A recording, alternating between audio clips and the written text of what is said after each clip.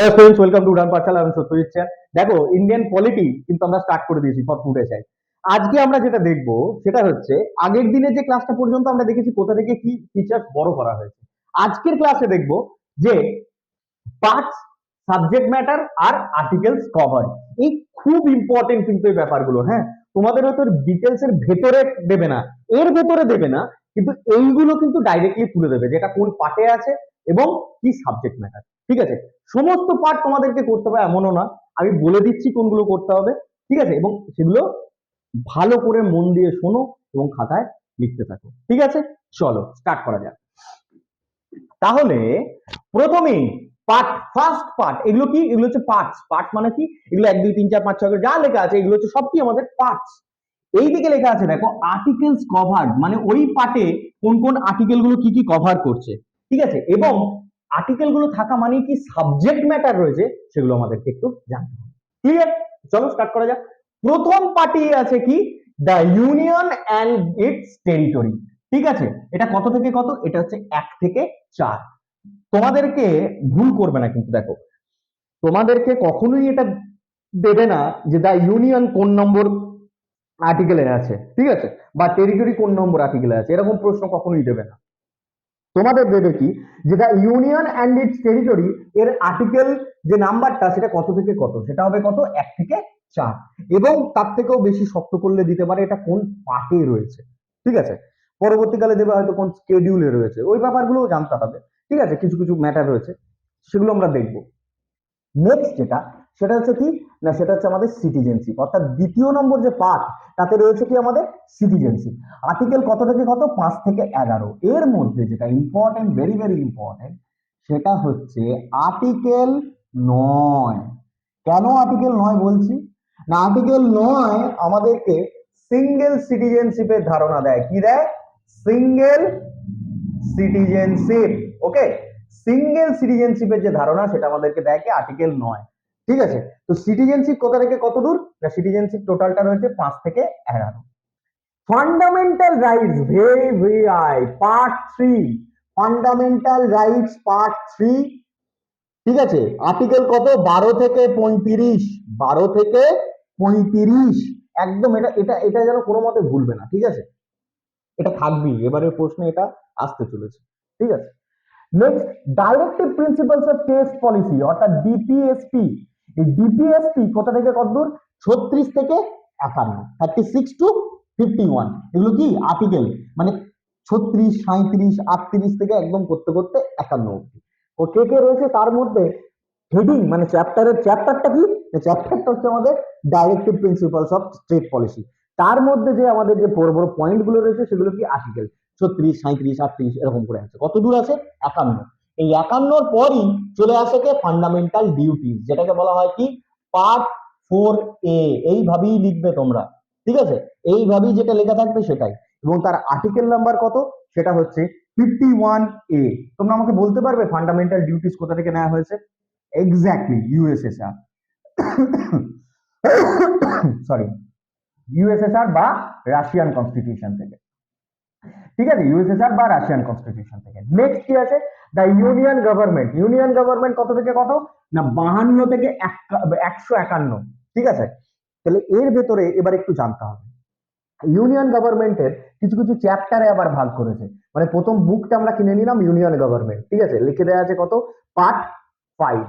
Part 5 এ union government লিখে দেওয়া আছে কভারে, এবং আর্টিকেল নাম্বারটাও কভারে লিখে দেওয়া আছে কত? 52 থেকে 151। এরপরে যখন আমরা পেজ উল্টাচ্ছি, চ্যাপ্টার 1 এ কে আছে? The executive.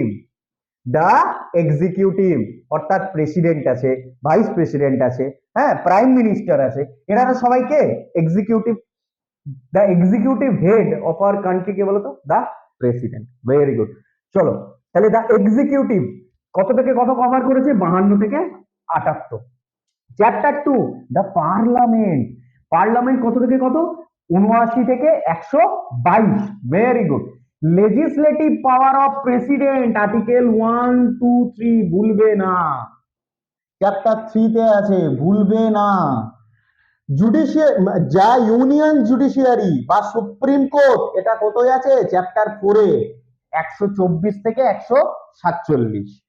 Chapter 5 comptroller and auditor general of India বা ক্যাগ, সেটা হচ্ছে কত, সেটা হচ্ছে 148 টু 151। ক্যাগ কোথা থেকে নেওয়া হয়েছে, ক্যাগের যে ধারণা লিখে জানাবে কমেন্টে। হ্যাঁ ঠিকই বলেছিস, কমেন্টে লিখে জানাবে, ঠিক আছে। সেটা কত, দ্য স্টেট গভর্নমেন্ট কততে আছে, আর্টিকেল পার্ট 6 এ। তাহলে ইউনিয়ন গভর্নমেন্ট দেখলাম আমরা পার্ট 5 এ, স্টেট গভর্নমেন্ট দেখবো কবে না পার্ট 6 এ। কি রয়েছে স্টেট গভর্নমেন্টে, আর্টিকেল 152 থেকে 237 অব্দি। এবার ওই স্টেট গভর্নমেন্টের কি আছে, চ্যাপ্টারস আছে।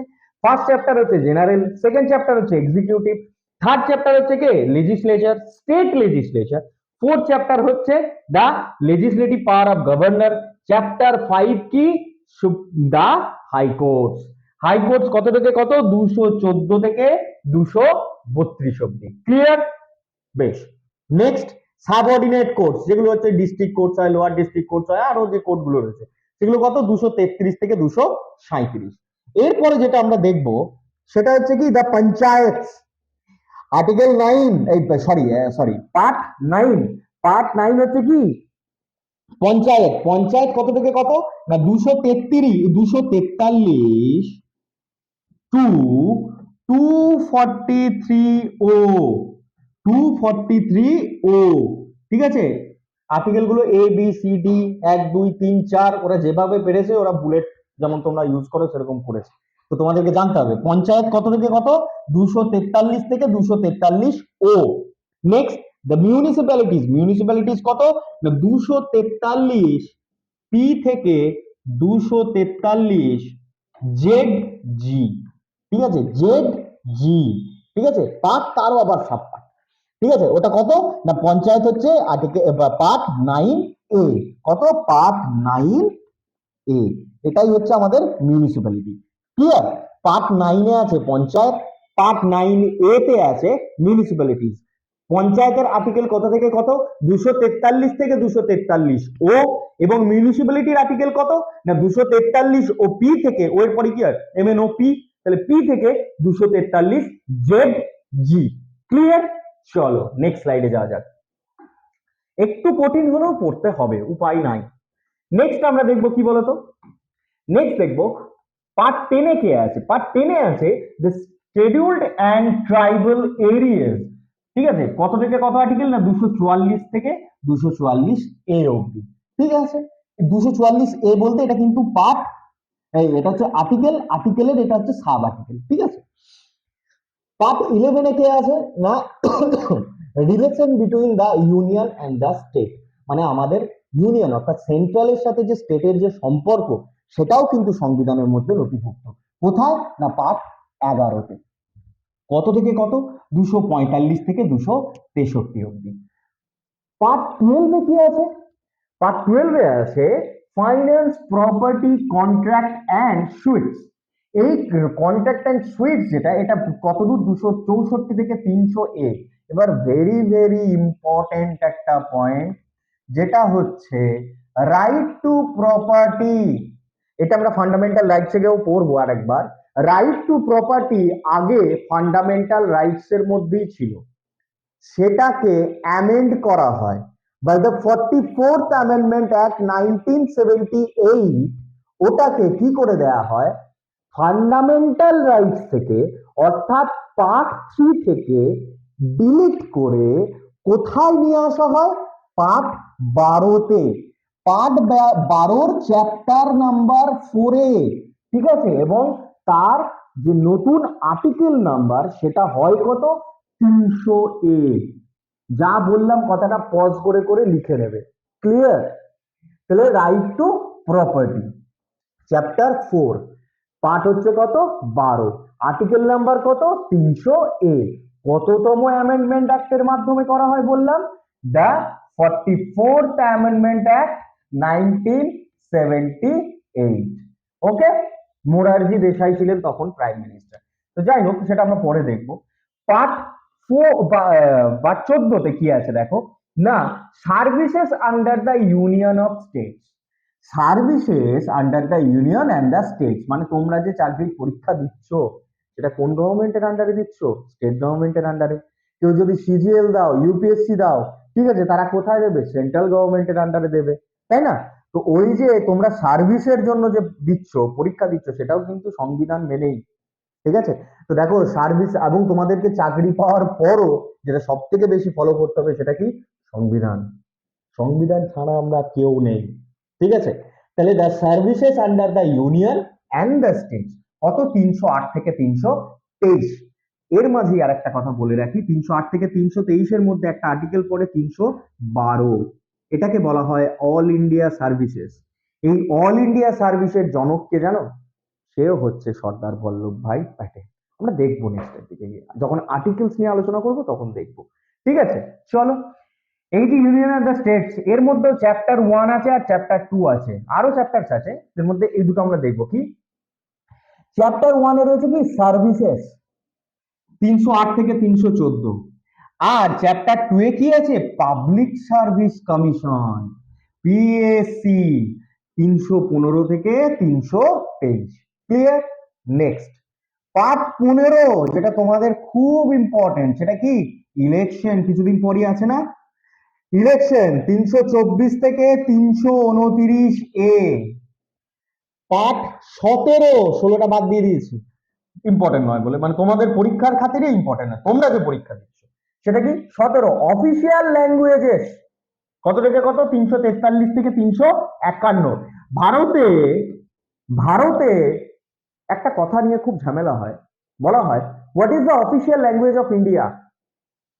There are 22 official languages. There are 22 official languages, অর্থাৎ 22টা অফিসিয়াল ল্যাঙ্গুয়েজ আছে। ভারতের কোনো একটি অফিসিয়াল ল্যাঙ্গুয়েজ নেই, ঠিক আছে? এটা যেন মাথায় থাকে। তো এই যে অফিসিয়াল ল্যাঙ্গুয়েজেস কত সংখ্যায় বললাম? 22টা আছে। লাস্ট অ্যামেন্ডমেন্টের মাধ্যমে 4টাকে অ্যাড করা হয়, সেই 4টের নাম কি এবং কততম অ্যামেন্ডমেন্ট সেটা আমায় কমেন্টে লিখে জানিও। তাহলে অফিসিয়াল ল্যাঙ্গুয়েজেস কত থেকে কত? 343 থেকে 351। Emergency provision, very very important, underline করে নাও। কত নম্বরে আছে? পার্ট 18। পার্ট 18 এমার্জেন্সি প্রভিশন কত থেকে কত? 352 থেকে 360। দেখো 352 থেকে 360, 352তে কি আছে? ন্যাশনাল এমার্জেন্সি, ঠিক আছে? 356তে কি আছে? প্রেসিডেন্ট রুল বা কনস্টিটিউশনাল মোনার্কি। 360-এ কি আছে? 360-এ আছে ফাইন্যান্সিয়াল এমার্জেন্সি, যেটা আজ পর্যন্ত আমাদের ভারতে বর্ষে কোনো বাড়ি হয়নি, ফাইন্যান্সিয়াল এমার্জেন্সি। এগুলো আমরা আর্টিকেল যখন পড়বো তখন আরেকটু জানবো।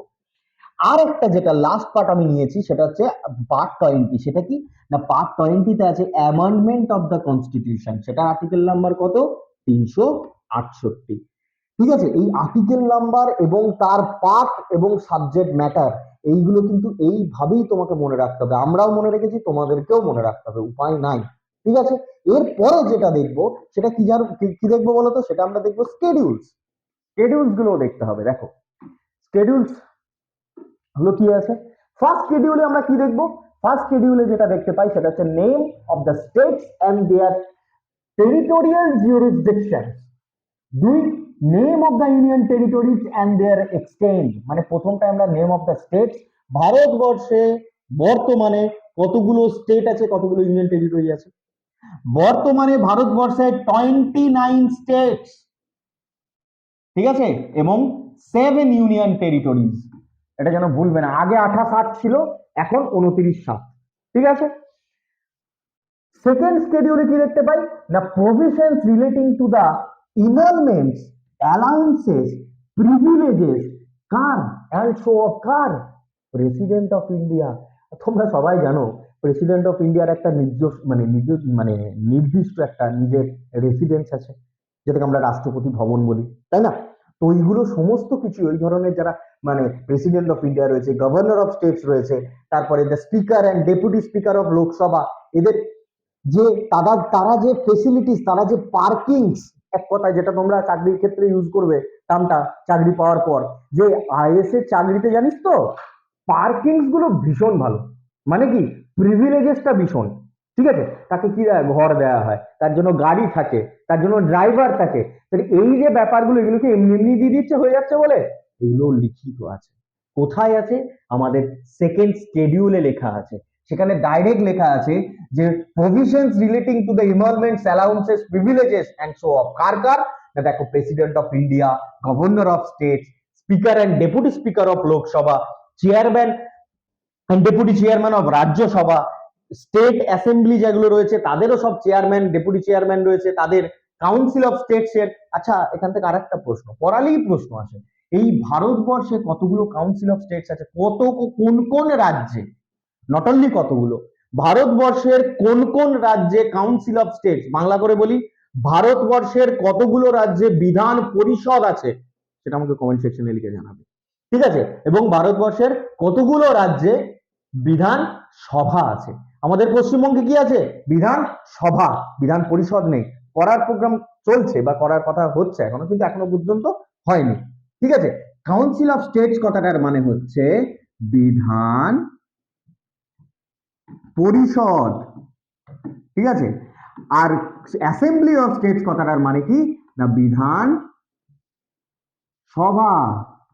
ঠিক আছে, বিধানসভা এবং বিধান পরিষদ, এই ব্যাপারগুলো জানতে হবে। দ্য জাজেস of supreme courts and the high courts, এদেরও প্রিভিলেজেস দেওয়া হয়। ঠিক আছে, এমালমেন্টস আছে, অ্যালাউন্স আছে। Controller and auditor general of India ক্যাগকেও দেওয়া হয়। ঠিক আছে, ক বছরের জন্য নিযুক্ত হন? 6 বছর। ঠিক আছে, কে নিয়োগ করেন ক্যাগকে? সে হচ্ছে প্রেসিডেন্ট অফ ইন্ডিয়া। ঠিক আছে, বর্তমান তোমাদের কাজকে এই দুটো আমি বলে দিলাম। বর্তমানে আমাদের controller and auditor general of India কে, সেটা লিখবে। থার্ড শিডিউলে কি দেখতে পাই? Forms and oaths of affirmation for কাদের? The union minister, the cabinet for election to the parliament, হ্যাঁ, the members of the parliament, the জাজেস of the supreme courts and the high courts, the state minister, the members of the state legislature. কি এটা? Very very important, triple star দিয়ে রাখো এটা, মানে 5 star দাও এটা। বলছে forms and oaths of affirmation for, মানে আমরা জানি যখনই তোমরা দেখেছো অনেক সময় টিভিতে দেখায় ওথ নেওয়াচ্ছে, মানে যখন আগের বার ইলেকশনে যখন আমাদের Narendra Modi prime minister of India হলেন, তখন তাকে শপথ বাক্য পাঠ করানো হয় না? ওই শপথ বাক্য পাঠ করায় কে করায়, কাকে করায়, হ্যাঁ, এই সমস্ত কিছু লেখা আছে কোথায়? এখানে, এই থার্ড শিডিউলে লেখা আছে। প্রাইম মিনিস্টারকে কে পড়ায়? সে হচ্ছে president of India. Chief justice of ইন্ডিয়াকে কে পড়ায়? সে হচ্ছে প্রেসিডেন্ট অফ ইন্ডিয়া। এগুলো জানতে হবে। ঠিক আছে, ফোর্থ শিডিউলে কি আছে? Allocation to the seats of Rajya Sabha and the seats of union territories. দেখো, এই এই যে এটা তোমাদেরকে কেউ বলবে না, এই ফোর্থ যে শিডিউল না, এটা হয়তো অনেকে অমিট করে দিয়ে চলে যায়, কিন্তু জেনে রাখো এই ফোর্থ শিডিউলের মাহাত্ম্য ভীষণ। তোমরা হয়তো জেনে থাকবে তেলেঙ্গানা যখন তৈরি হয়, মানে আচ্ছা আমি ওইভাবে বোঝাচ্ছি না, তোমাদেরকে অন্যভাবে বোঝাই। যখন কোন স্টেট, বড় স্টেট ভেঙে ছোট স্টেট হচ্ছে, ঠিক আছে, বড়, আমি রাজ্যের দেশের কথা বলছি, যখন কোনো বড় রাজ্যকে ভেঙে ছোট রাজ্য করা হয়, বা কোনো ছোট রাজ্য দুটো মিলিয়ে যখন বড় রাজ্য করবো না, তখন কনস্টিটিউশনাল অ্যামেন্ডমেন্টের থেকেও যদি ওটা না করা হয়, ওটা সবসময় যে করা হয় তার কোনো মানে নেই। করা কি হয় জানো তো? করা হয়, যেটা অ্যামেন্ড করা হয় সেটা হচ্ছে ফোর্থ শিডিউলকে। ফোর্থ শিডিউলকে অ্যামেন্ড করতে হয় কেন আমি বলছি। এ আর বি কে যোগ করে আমি সি করলাম, এ নামটা আমার ফোর্থ শিডিউলে ছিল, বি নামটা আমার ফোর্থ শিডিউলে ছিল, এই দুটোকে যোগ করে আমি সি, মানে আমি বলে দিলাম যে সত্যজিৎ এবং জে এম কে স্যার দুটোকে মিলিয়ে মিশিয়ে দিলাম, যে হয়তো একটা নাম হয়ে গেল কি সুজন স্যার। ঠিক আছে, এই সুজন স্যার যে নামটা, সেটা ফোর্থ শিডিউলে ছিল না, কারণ এ আর বি ছিল, সত্যজিৎ স্যার ছিল, জে এম কে স্যার ছিল, সুজন স্যার তো ছিলেন না। সুজন স্যারের নামটা যোগ করবে কোথায়? ফোর্থ শিডিউলে। তাই তোমরা মনে রাখবে, যখন কোনো স্টেটকে ভাঙা হয় বা যখন দুটো স্টেটকে একসাথে জুড়ে দেওয়া হয়, অ্যামেন্ডমেন্ট করতে হয় কোথায়? সেটা হচ্ছে এই ফোর্থ শিডিউলে। কেন? লিখে দেওয়া আছে allocation of the seats in the Rajya Sabha. ওখানে যদি নাম না থাকে এবং ফার্স্ট শিডিউলে name of the states and territorial jurisdiction, এই দুটো জায়গায় যদি নাম না থাকে, তাহলে সেই স্টেটটার কোনো অস্তিত্বই নেই।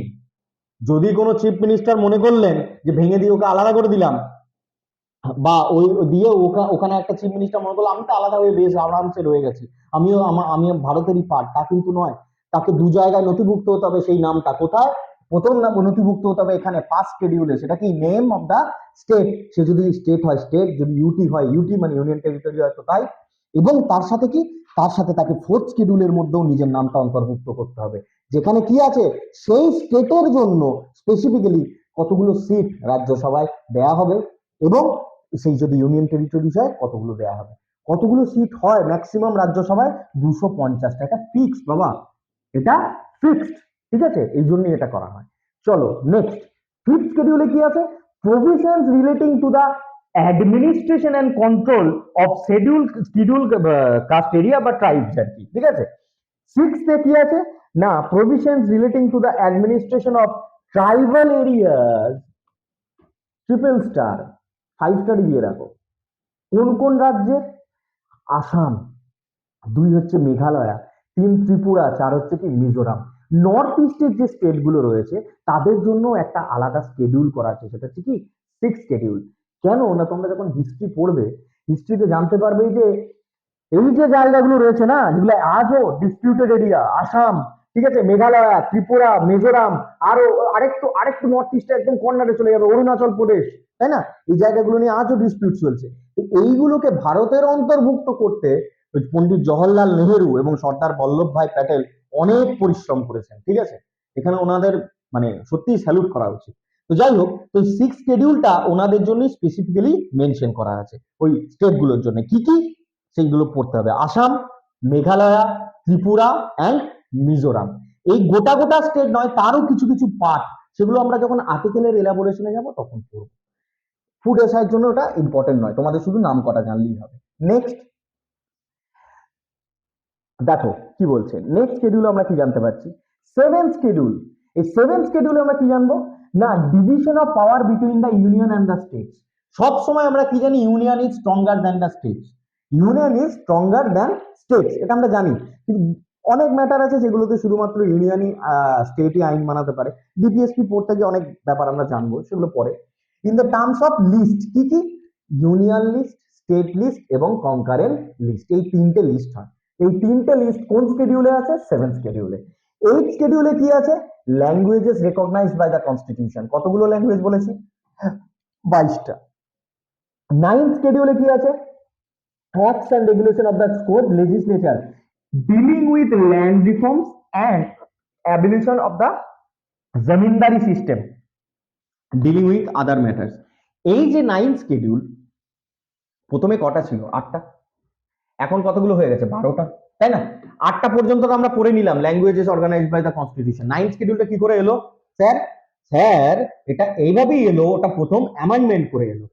First amendment act 1951, first amendment act 1951 article 31B কে ইনক্লুড করা হয়। সেটা কি আছে দেখো, acts and regulation of the state legislature dealing with land reforms.